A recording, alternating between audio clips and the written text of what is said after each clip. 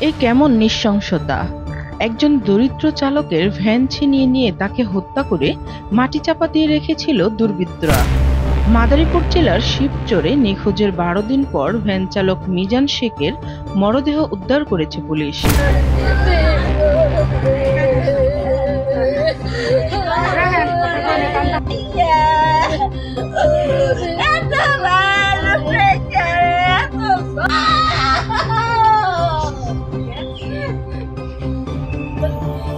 সোমবার সকালে মাধবচরের ইউনিয়নের বাখরেকান্দি এলাকায় মাটিচাপা অবস্থায় লাশটি পাওয়া যায়।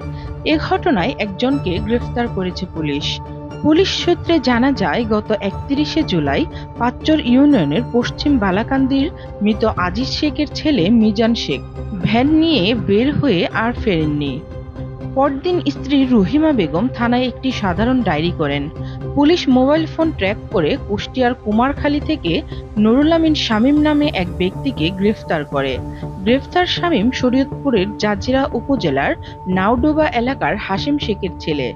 শামীমের তথ্য অনুযায়ী খলিলুর রহমান নান্টুর বাড়ির ভেতর থেকে বস্তাবন্দি মাটিচাপা অবস্থায় লাশ উদ্ধার করা হয়।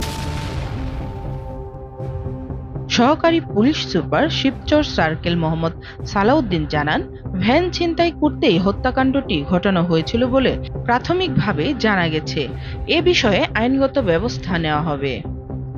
Desk report, CNN News 24।